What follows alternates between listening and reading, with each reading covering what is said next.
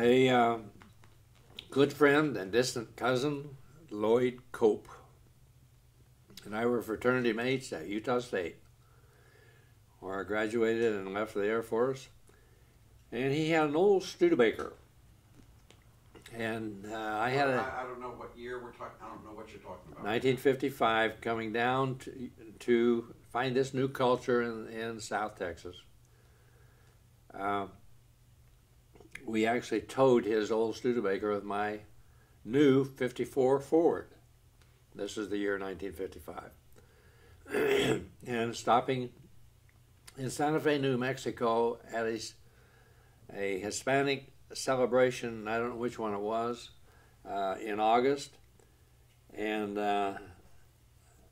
realizing that there was a lot of Hispanic people in the southern United States, and they lived a little differently than we in Wyoming and the Rocky Mountains lived. So it was a very interesting change of cultures starting in Santa Fe at that celebration and driving on down to Texas. Arriving in Texas at Harlingen, and Lloyd Cope went on to pilot training, where did he go? Up the river, Laredo. Pilot training in Laredo. And so, can I just go back? What? So, you went to officer training school, then you went home to get your stuff once you were signed up? All of my possessions, my worldly possessions, were in the two-door 54 Ford. Everything I owned, and didn't have many possessions in those days except a car, and which we towed Lloyd's car down to the valley. Arriving in Harlingen early in the morning, for some reason, no air conditioner in the car, and we were probably driving at night. I drove into Harlingen, and I noticed they had a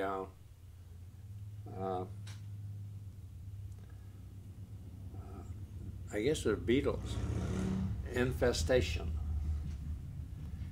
And stopped in front of this one bank. It was so vivid. They were actually scooping with grain shovels, with big flat shovels, scooping them. It was crickets up off the sidewalk and putting them in a truck to haul them away. They were an inch or two thick on the sidewalk. And I said, what hellhole did I arrive in? That was my introduction to Harlingen, Texas. My second introduction to Harlingen, Texas, I went over to a hardware store to get something.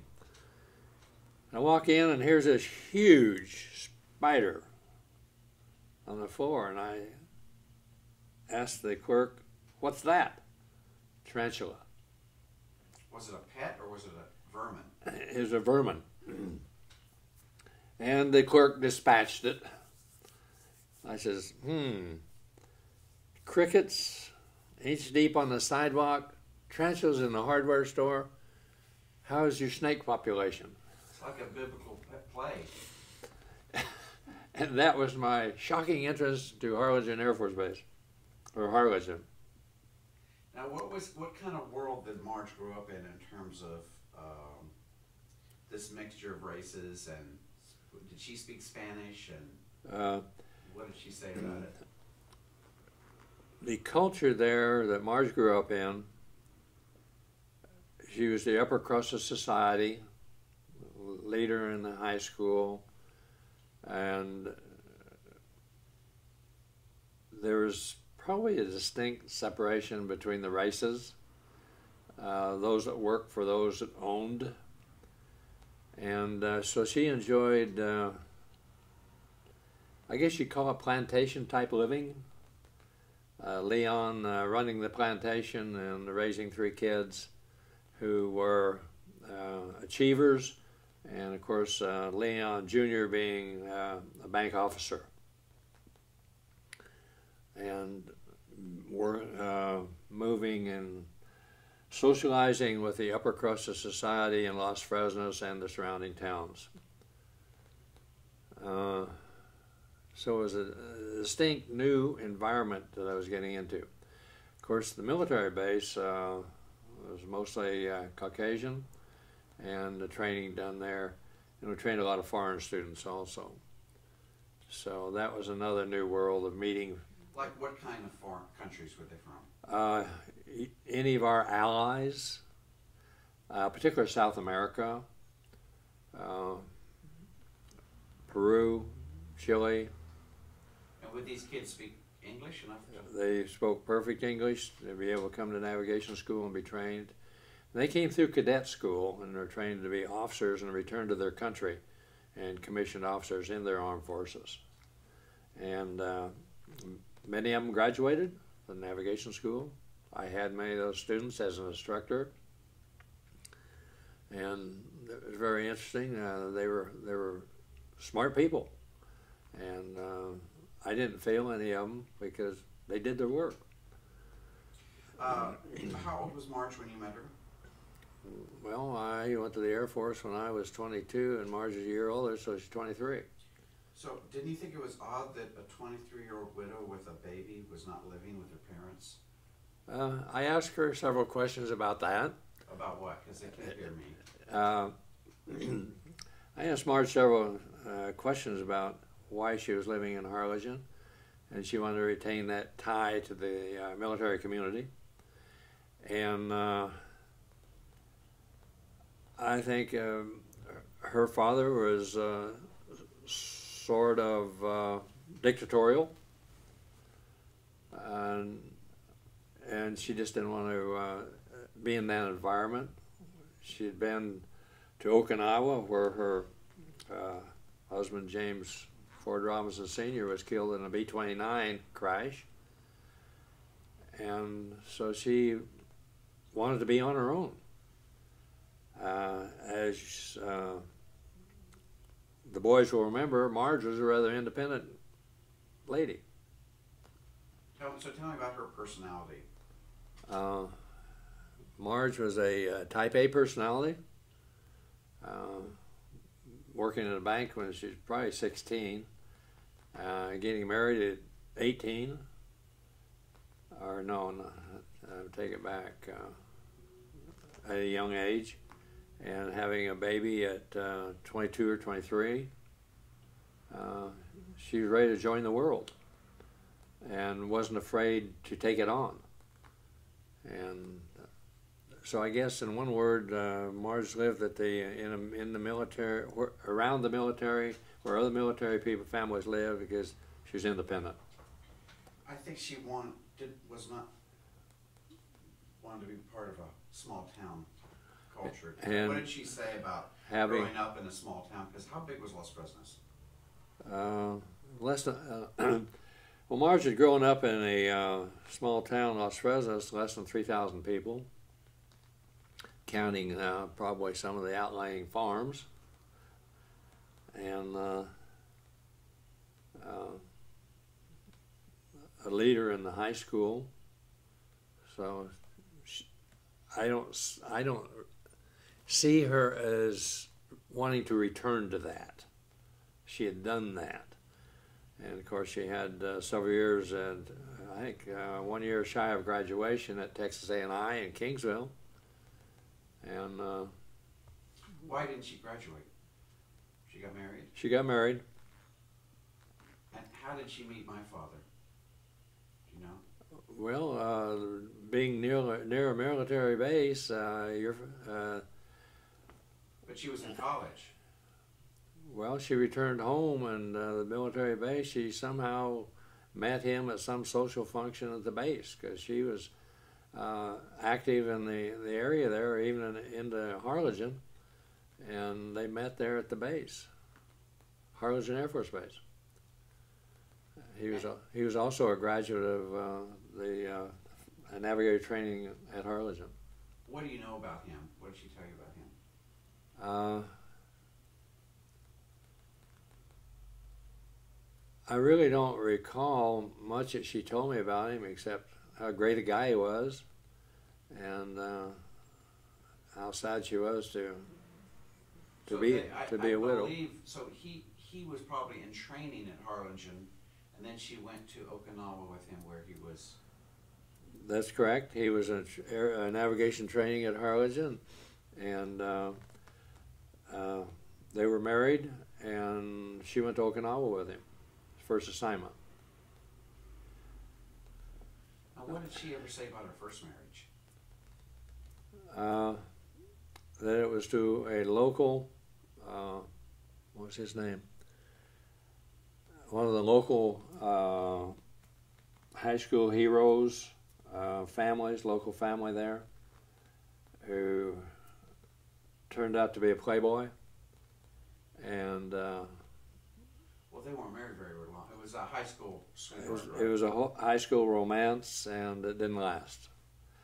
They went to Chicago, and she didn't. This was never discussed. I found out later. It was never discussed. So you're saying you didn't know before you married her? I don't recall that I knew. Hormones have great effect. Hormones will do you under. Hormones are good if they're healing. Wrong hormones you get in a lot of trouble. So what did she finally tell you about it, when she did tell you about it? That he turned out to be less than her white knight in shining armor, and that I think they were running a gas station in Chicago, if I recall right. That's all I know. How long were they married? And a very short time, and abruptly she up and left Chicago and went back home, and I'm not sure whether they were able to get that marriage annulled because it was so short, or what. Anyway, I think on the records it's a divorce. And so she came back to the valley, and that's where she met your father at Harlingen Air Force Base. So that's all I know about him. So how did the Hinckley family, what do they think of you? How did they treat you? Well, they were the Hinckley family was really in amazement that Marge had just lost her husband in a navigator in a military crash, that she would marry another navigator in navigation training that were going to go fly too. And so they weren't too happy about that. But Helen, Mom Hinckley, prevailed over the clan, and they accepted me and actually had our wedding in their backyard. So how long from when you met her till you got married? January to August. Fast and Furious romance. Me going to navigator school and dating her. It's a wonder I didn't flunk out. But we chose our assignments according to rank, class standing. As I recall, I wanted to go to Germany. Had I gone to Germany, we probably wouldn't have got married before I left. So that may have changed the whole scenario. Well, they had 2 German assignments, which were great assignments for navigators. And the first one went, and I think I chose 8th or 9th in the class.